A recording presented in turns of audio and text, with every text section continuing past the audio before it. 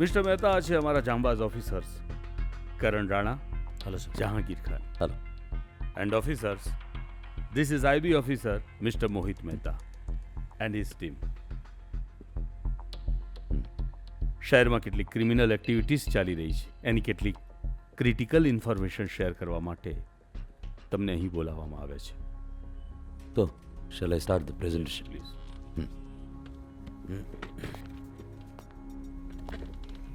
Yes gentleman. આપણું શહેર અત્યારે ગુજરાતનું ક્રાઇમ કેપિટલ બનવા જઈ રહ્યું છે. રિસન્ટલી 15થી 20 જેટલી ગેંગ્સ એક્ટિવલી કામ કરી રહી છે, ને એમાંની 3 ગેંગ્સ જેનો વ્યાપ સૌથી વધારે છે. એમાં સૌથી મોટું નેક્સસ ધરાવતી ગેંગ છે અજમલ રાઠોડની. અજમલ રાઠોડ જે રાજસ્થાનથી ઓપરેટ કરે છે, જોકે ગુજરાતમાં એની સારી એવી ધાક છે. સર, કોઈ ઇન્ફોર્મેશન છે ગુજરાત કેટલી વાર આવે છે? ભાગ્યે જ. So should we zero him now? We must. પણ અત્યારે આપણી સૌથી મોટી ચિંતા છે શિવા.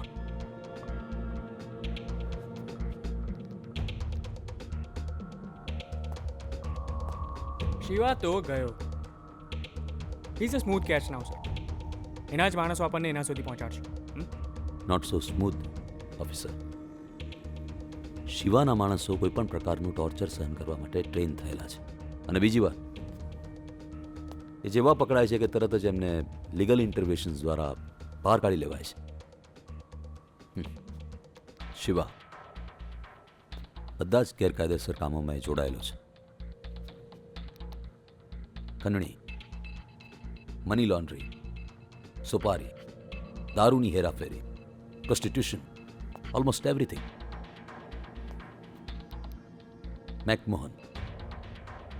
મેકમોહન એ શિવાના નજીકના માણસોમાંનો એક છે. જોકે કાલે કરણે મેકને પકડ્યો એટલે શિવા થોડો હાલી ગયો હશે. મને લાગે છે કે શિવા લાંબો સમય ચૂપ નહીં રહે. નાઉ the biggest of all, the king pin of the city, આવું તો કોણ છે? વિક્રમ રાણા. સર, આઈ થિંક તમને કોઈ ખોટી ઇન્ફોર્મેશન મળી છે. તમને ખબર છે વિક્રમ રાણા કોણ છે?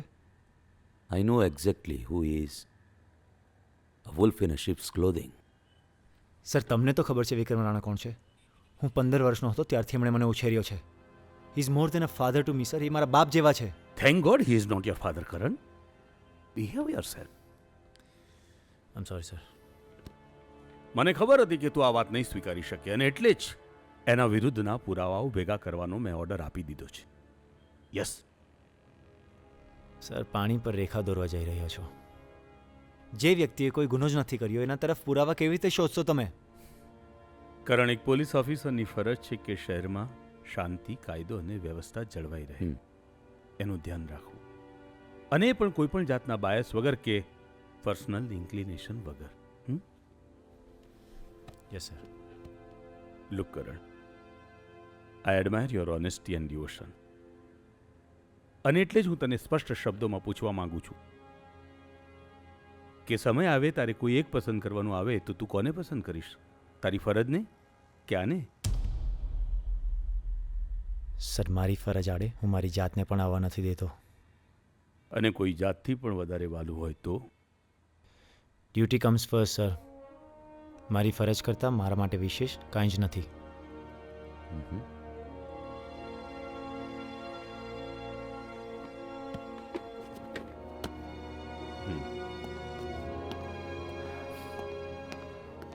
Jahangir, yes sir. કરણ કોઈ ઇમોશનલ પગલું ન ભરે એ વાતનું ધ્યાન રાખજે. Sure sir. You may go now. જય Hind sir.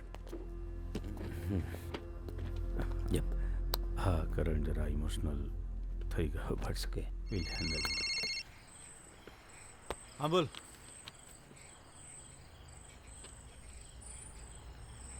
Vote? Jahangir, sir, Jahangir sir તો રાઉન્ડ પર ગયા છે. મને ફોન કરાવ.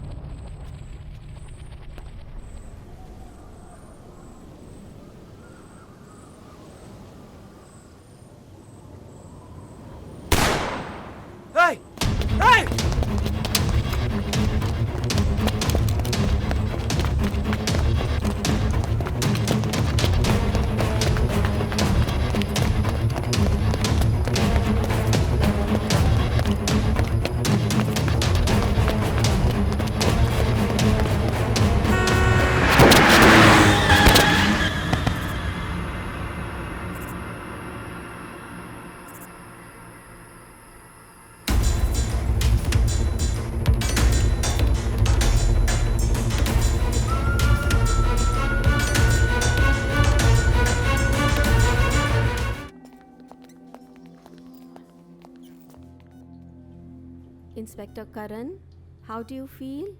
શું તમે મને સાંભળી શકો છો? યસ. ગુડ.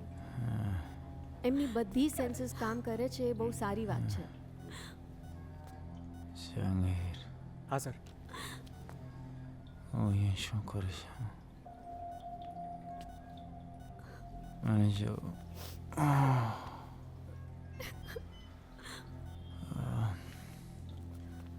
શું થયું છે મને? એક્સિડન્ટ થયો હતો, but now you are out of danger. Sir તમે ક્યાં ગયા હતા? કેવી રીતે થયો accident? Karan, enough, please. Madam, તમે પણ. દશેરાની પૂજામાં જવું છે. રાણા સાહેબને ત્યાં દશેરાની પૂજામાં જવાનું છે. સર આરામથી રિલેક્સ. તમે લોકો પ્લીઝ બહાર જાઓ. કાલે સવારે રિપોર્ટ આવે એટલે આપણે મારી કેબિનમાં મળીએ. ઓકે. પ્લીઝ અત્યારે પેશન્ટને આરામ કરવા દો. રાણા સાહેબને ત્યાં જવું છે. દશેરાની પૂજામાં જવાનું છે. બધી કામ દશેરાની પૂજામાં જવાનું છે. ટ્રોમેટિક એમ્નીશિયા એટલે કે રિસન્ટલી બનેલી ઘટનાઓ અને એવી ઇન્ફોર્મેશન જે શોર્ટ ટર્મ મેમરીમાં સ્ટોર થાય છે એ ભૂલાઈ જાય. યુઝ્યુઅલી આવું બ્રેઇન ટ્રોમામાં થાય છે. એટલે કે મગજને જ્યારે કોઈ સખત આઘાત કે ઝાટકો લાગે ત્યારે. કરણને એક્સિડન્ટમાં એક્સટર્નલ ઇન્જરીઝ ઉપરાંત ઇન્ટર્નલ ઇન્જરીઝ પણ થઈ છે, ખાસ કરીને મગજમાં. બટ એ તો દશેરા પૂજામાં જવાની વાત કરી રહ્યા હતા અને એ વાતને તો ઘણા બધા દિવસો થઈ ગયા. પ્રિસાઇઝલી દશેરાના દિવસ પછીનું એમને કંઈ યાદ નથી. કશું જ યાદ નહીં હોય. વેલ, કહેવું અઘરું છે. And chances of recovery? Physical રિકવરીને 1-2 મહિના તો લાગશે, but very uncertain about his memory. હું એ પણ ના કહી શકું કે મેમરી પાછી આવશે કે નહીં. તો હવે શું doctor? I mean there has to be some kind of a treatment. Well, બને એટલી રિસન્ટ મેમરીઝ યાદ કરાવવાનો પ્રયત્ન કરો. અત્યારે એ કોની સાથે રહે છે? અત્યારે તો એકલા જ રહેશે, but I guess in this condition એ રાણા સાહેબની ત્યાં જઈને રહેશે. નહીં Jahangir, I can't allow that. હવે શું કરીશું?